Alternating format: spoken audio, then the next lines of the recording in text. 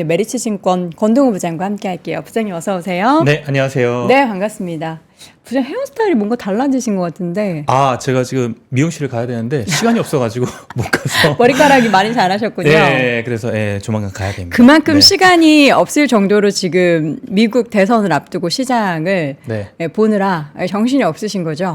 네, 뭐 저는 뭐 9월, 10월 달에 특히 9월 달 초에 포트폴리오를 변경을 하고 나서 9월 초에요? 네네, 9월 초에 막 아마 뭐 지난번에도 뭐 나와서 말씀을 드리긴 했지만 네. 뭐 중소형주나 이런 쪽으로 좀 막 바꾸고 좀 트레이딩도 좀 하고 하면서 굉장히 좀 바쁜 나날을 좀 보내느라고 네, 미용실도 못 갔네요. 네. 그 바쁜 만큼 우리 또 권 부장님의 고객분들은 수익이 예, 바쁘게 올라가고 있는 거잖아요. 네, 응원하도록 하겠습니다. 장발 때도 저는 그냥 응원해 드리도록 하겠습니다.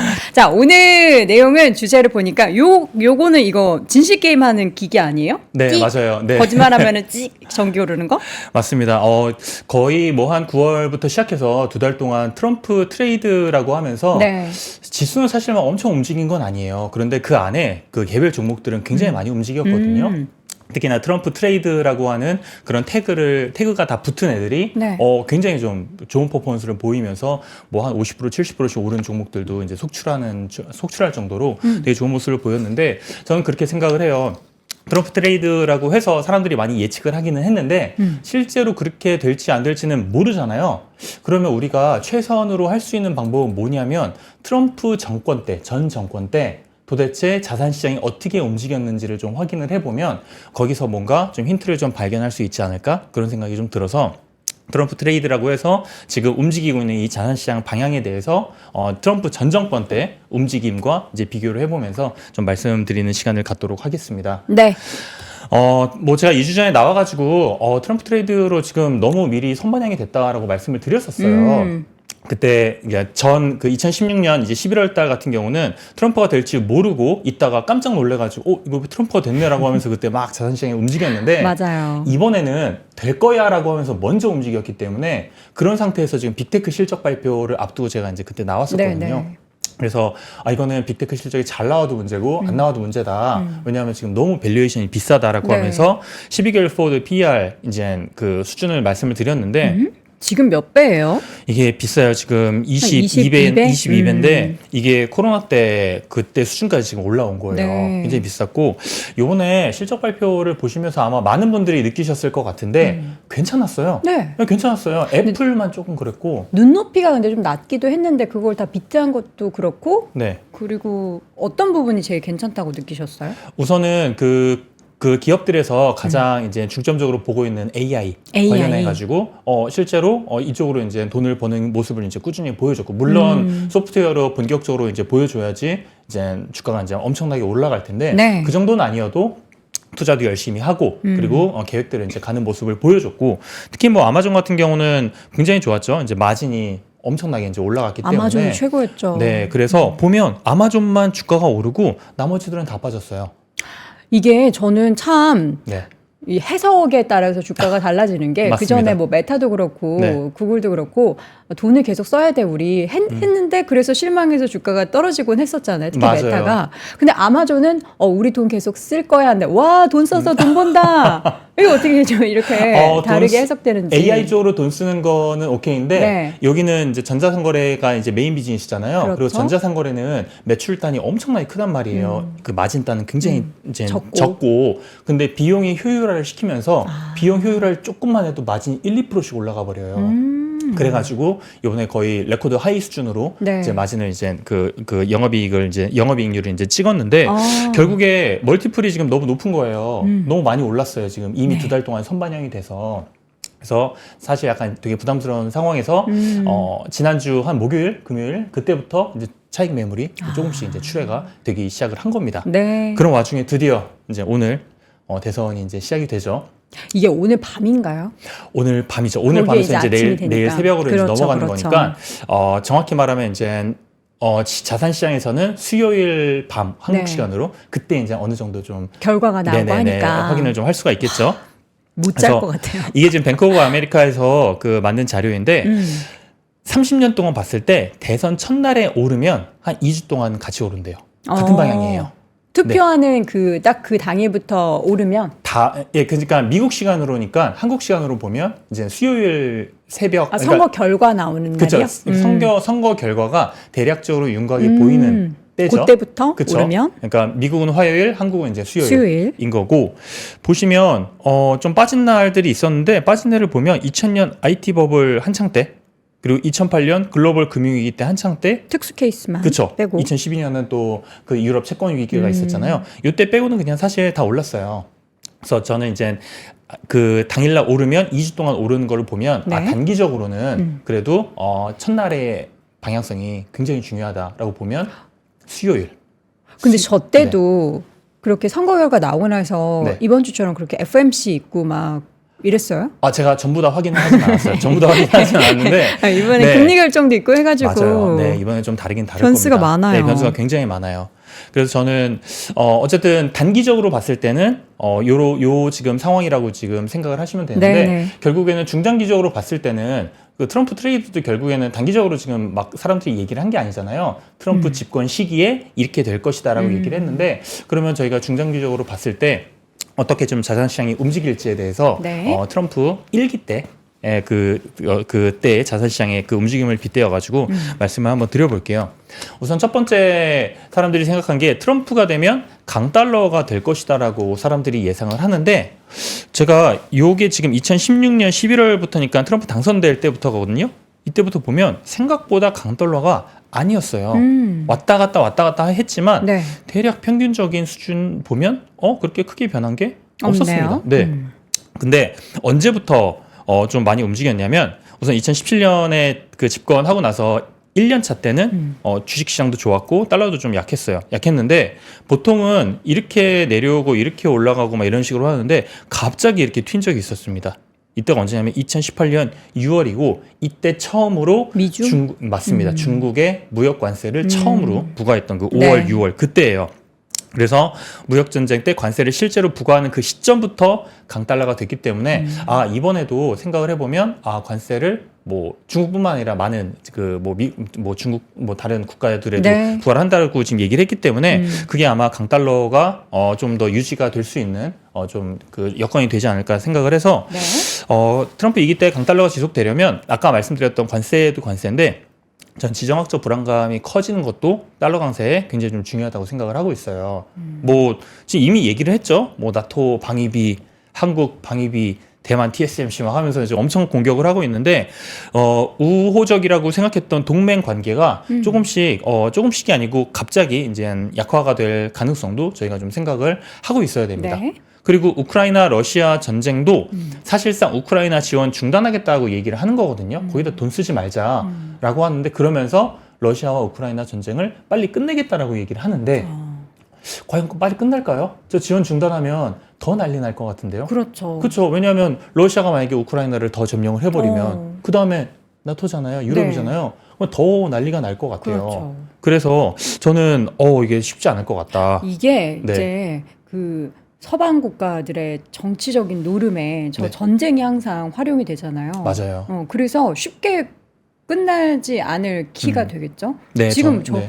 러시아 우크라이나 전쟁 처음 발발한 게 2022년이었나요? 네, 2022년 2월이었나 그때 그 동계올림픽 끝나고 나서 바로 이제 공격했잖아요. 그리고 나서 끝난다 안 끝난다 막 네. 난리 났었는데 지금은 뭐 하고 있나? 지금 뭐 북한군까지 지금 네. 들어간다라고 하니까 근데 이게 장기전으로 계속 지속될 맞습니다. 수밖에 없는 강달러를 야기시키는 네. 원인 중 하나입니다. 또 거기다가 뭐 중동 문제에도 어쨌든 개입을 지금 최소화하려고 하고 있거든요.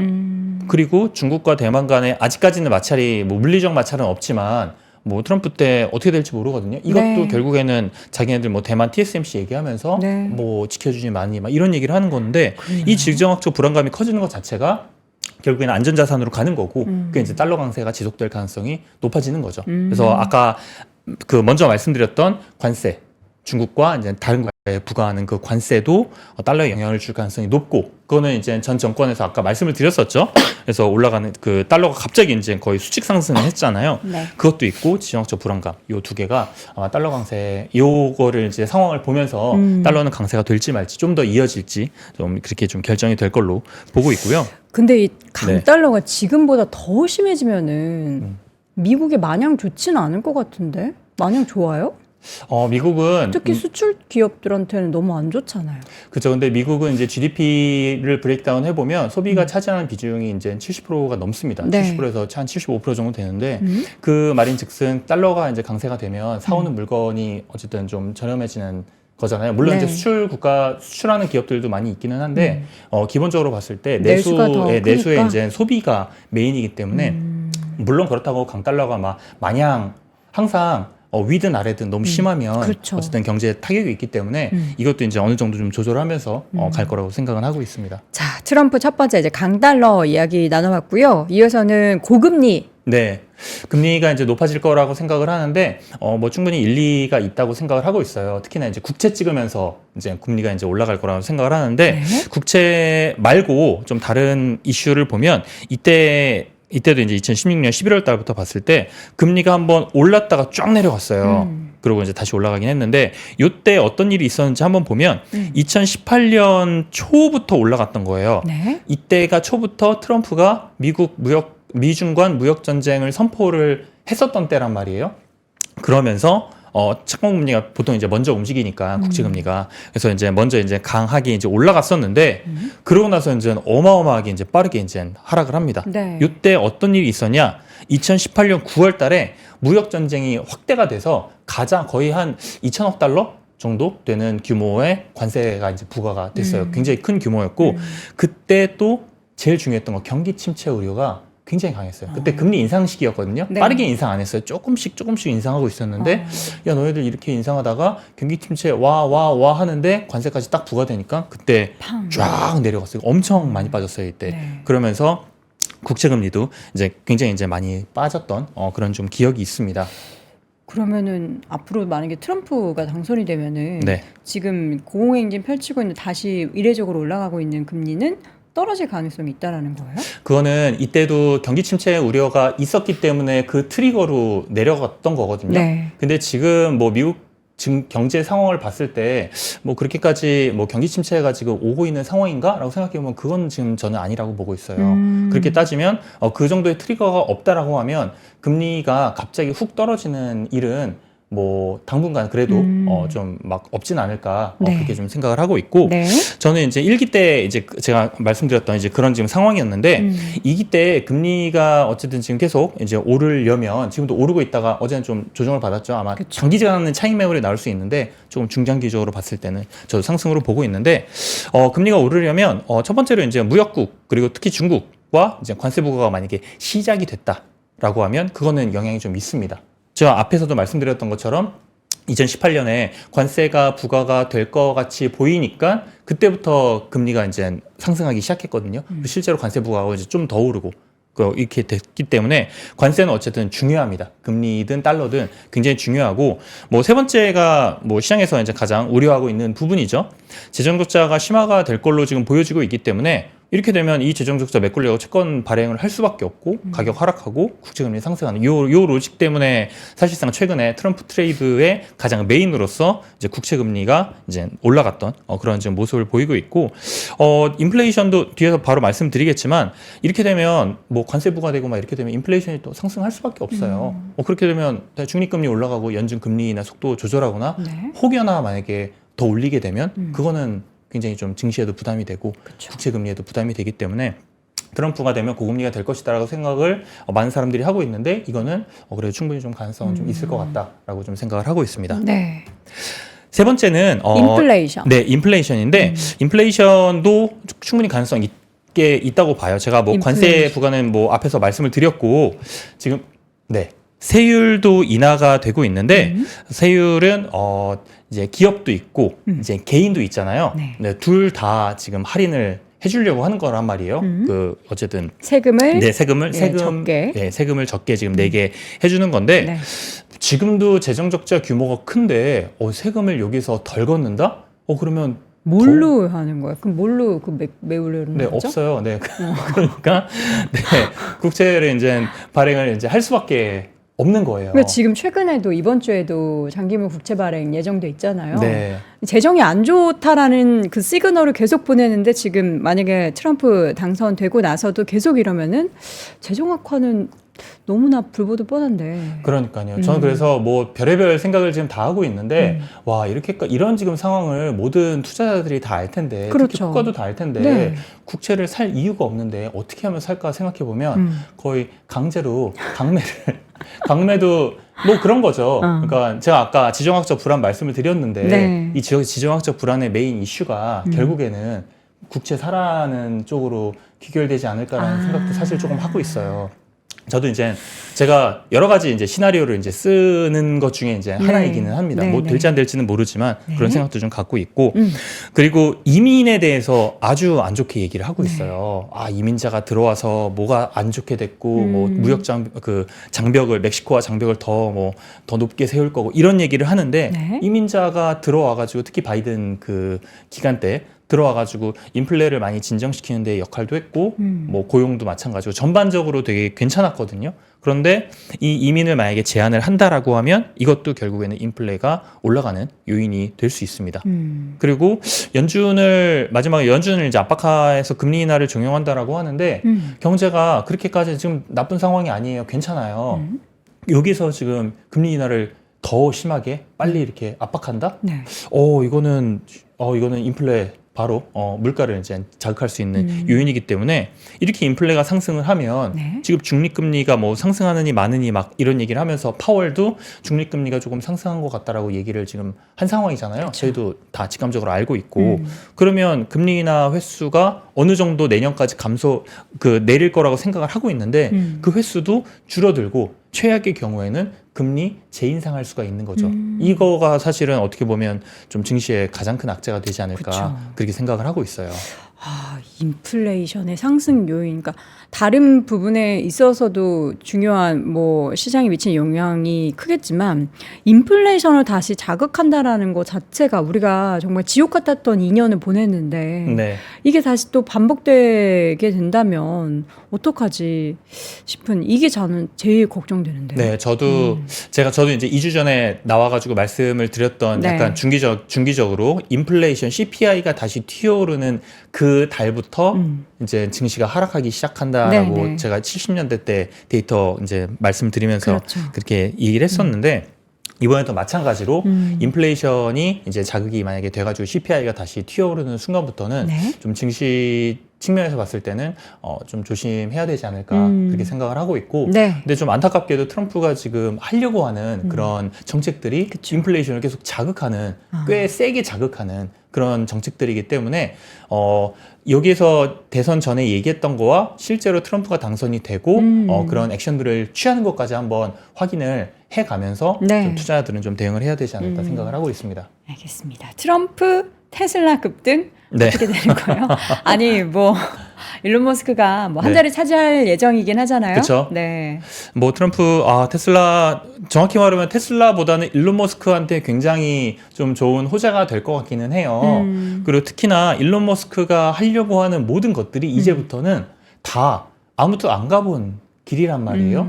여기도 적어놨듯이 로보택시도 결국 아직 안 해본 영역이죠. 물론 테슬라 입장에서는 예, 테슬라 입장에서는 안 해본 영역이고, 네. 뭐 스페이스 X도 결국 지금 우주와 관련된 이 비즈니스도 아직은 지금 사실상 뭐 처음인 것들이 그렇죠. 많고, AI도 마찬가지고, 뭐 뉴럴링크 이런 뭐 지금 많은 것들을 하고 있잖아요. 네, 네. 모든 것들이 지금 아직 안 해본 영역들이 대부분인데 앞으로 해야 될 것들이. 근데 이 아직 안 해본 영역들 결국 이 사업 업체들이 사업 확장하려면 대부분 이 아직 안 해본 영역과 관련해 가지고 정부와 얘기를 많이 해야 돼요. 그러면 이 정부와 얘기를 많이 한다는 것 자체가 정부 승인이 필요한 것들이 많고 정부가 오케이 너 해봐라고 하면서 적극적으로 이렇게 좀 밀어주는 그런 것들이 지금 굉장히 많단 말이에요. 이걸 네. 당연히 일론 머스크가 알고 있기 때문에 그 트럼프와 이제 뭐 좀 약간 커뮤니케이션을 하면서 좀 잘 되려고 하겠죠. 그래서 저는 뭐 트럼프가 됐다라고 했을 때 테슬라가 무조건 급등이라기보다는 지난 바이든 정권 4년보다는 확실히 좀 사업이 좋아질 기회가 더 많아지겠구나라는 쪽으로 좀 접근을 하는 게 좀 더 좋을 것 같아요. 네. 그냥 무작정 오를 수는 없잖아요. 그렇기 그쵸. 때문에 그럴 가능성이 그래도 좀 약간 우호적인 그런 좀 가능성을 좀 많이 열어놓은 상태에서 좀 하나하나 뭐 실적이든 뭐 미래 계획이든 확인하면서 좀 테슬라는 좀 접근하는 게 좀 더 낫지 않을까 생각을 하고 있습니다. 아니 우리나라에 사이버 트럭 아직 수입 안 됐잖아요. 네. 근데 어제 그 지드래곤이 네. 어디 출국을 하는데 인천공항에 사이버 트럭을 타고 왔어요. 아, 그래요? 네. 직수입을 한 건지 아니면 테슬라 쪽에서 뭔가 이제 홍보의 목적으로 이게 협찬을 한 건지도 모르겠지만 2주 전에 네. 여의도에 왔거든요. 사이버 트럭이요? 네, 왔어요. 예. 아, 전시용으로 여기 매장에? 그냥 여의도 돌아다니더라고요.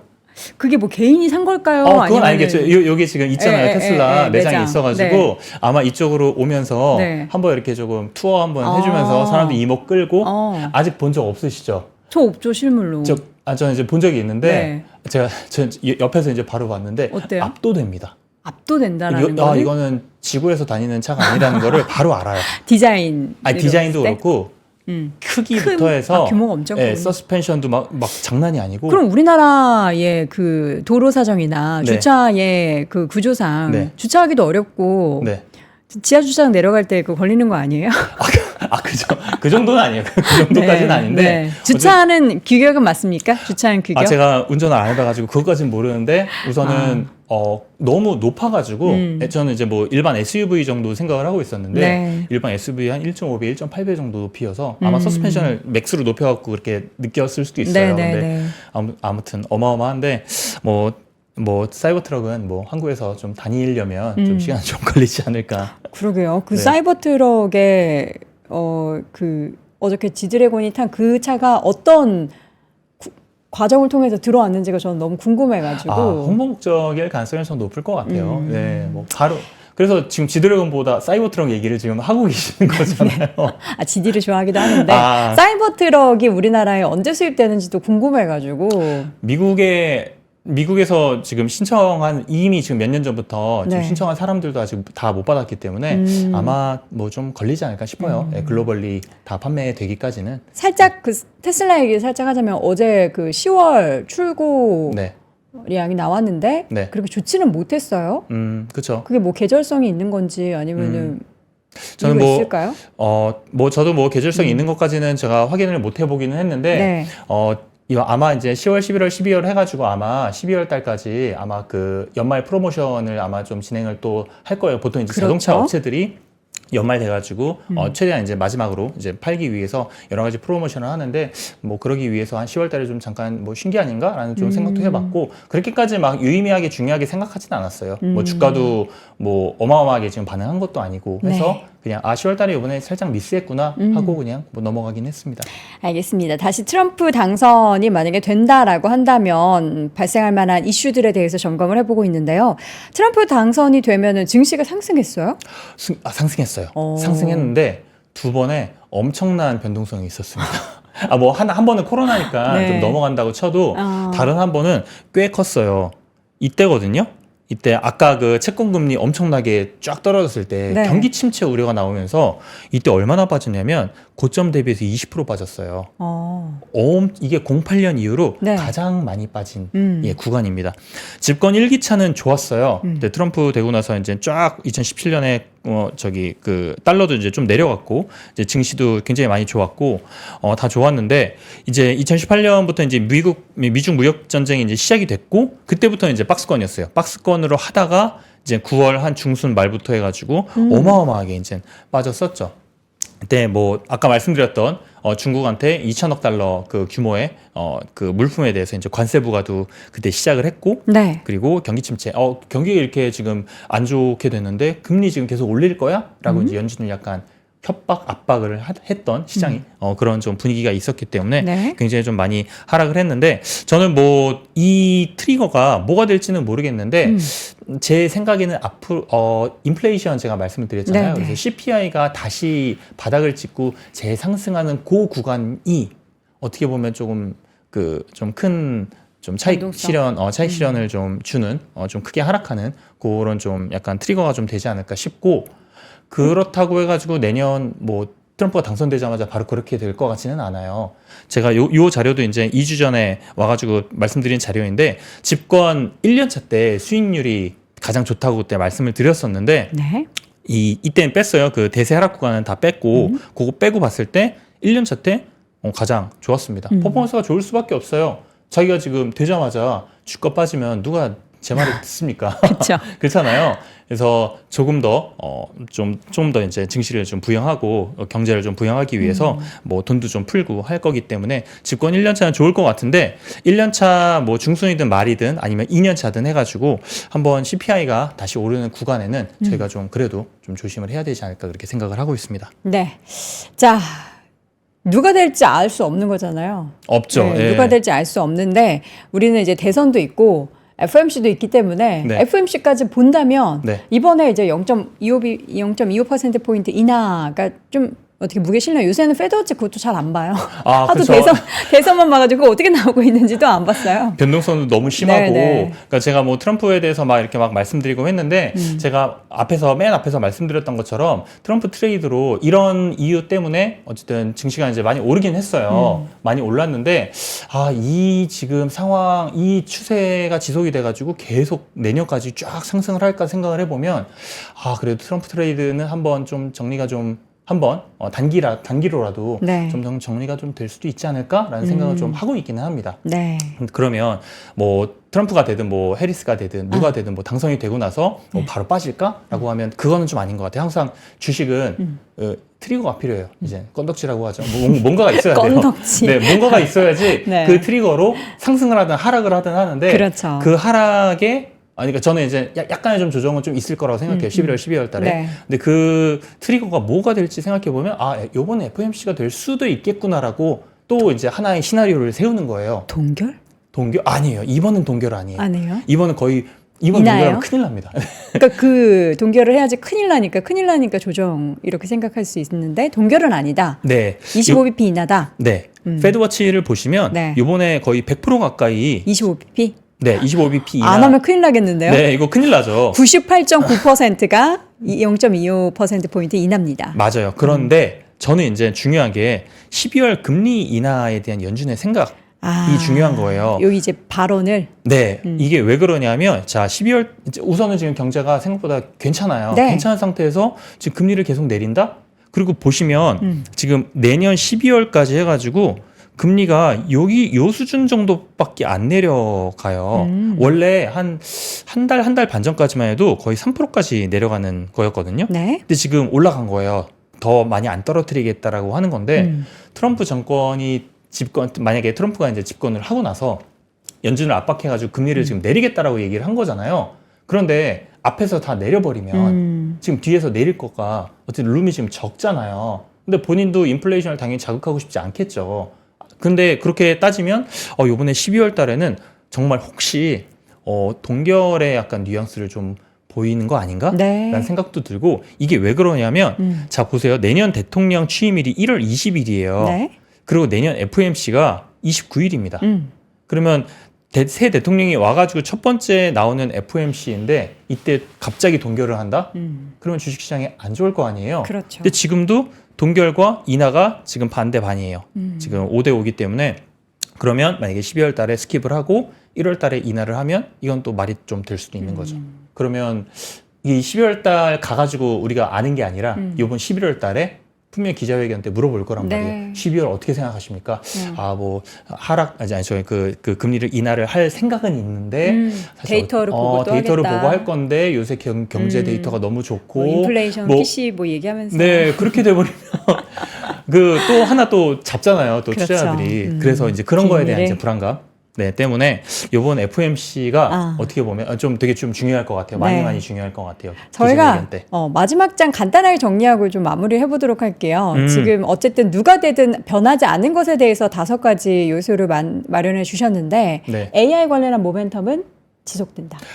네. 뭐 이거 좀 간단히 말씀드리면 자, 뭐 트럼프가 될 거라고 사실상 뭐 기정사실화하고 뭐 말씀을 드리기는 했지만 투자자들 입장에서는 뭐 단기적으로 약간 변동성이 있더라도 네. 누가 되든 변하지 않는 거에 좀 집중하는 게 좀 좋을 것 같고 그 중에서 AI 하드웨어인 반도체 중에서 이제 핵심 종목들이죠. 뭐 네. 엔비디아를 포함한 몇몇 이제 소수만 돼요. 그리고 AI 소프트웨어는 아직까지 뭐 제대로 좀 상품을 만드는 곳이 없기 때문에 이거는 나오기만 하면 네. 뭐 누가 되든 다 어쨌든 수혜를 볼 것 같고, 특히나 전력 같은 경우는 지금 전력이 좀 수요가 폭발했거든요. 그러니까 안 쓰던 지금 원자력까지 지금 갖고 와가지고 지금 이렇게 하는 거잖아요. 네. 그래서 이쪽도 관련해가지고 이쪽도 이제 쭉 꽤 장기적으로 수혜를 좀 볼 수도 있겠다. 네. 그리고 유동성 확대되는 것도 트럼프가 되든 해리스가 되든 확대가 될 그 유동성이 더 확대가 되면 채굴이 제한된 자산에 유리할 수 있겠구나. 그게 네, 이제 네. 금 비트코인이고, 그리고 미국 경제가 지금 호황이 계속 지속이 되고 내년도 지속이 될 것 같아요. 그러면 소비력을 강하게 유지를 할 텐데 이렇게 되면 시장을 선도한 소비재, 뭐 제가 뭐 예전에 말씀드렸던 뭐 온러닝 같은 뭐 그런 뭐 많은 그런 소비재들은 이 강세를 조금 더 이어가지 않을까, 그렇게 좀 생각을 하고 있습니다. 알겠습니다. 과연 누가 당선이 될지는 이번 주 안에 결정이 되고요. 2주 뒤에 또 우리 권부장님 만나서 트럼프 혹은 해리스 둘 중에 누가 되는지에 따른 시장의 변화에 대해서 또 분석을 해드리도록 하겠습니다. 자, 오늘 글로벌 인터뷰 이 시간 메르츠증권 권동호 부장 함께했습니다. 고맙습니다. 감사합니다. 삶의 격을 높이는 9가지 지혜를 함께 나눕니다. 위즈덤 칼리지 시즌 2 영상 아래 링크를 클릭하시면 자세한 내용을 확인하실 수 있습니다.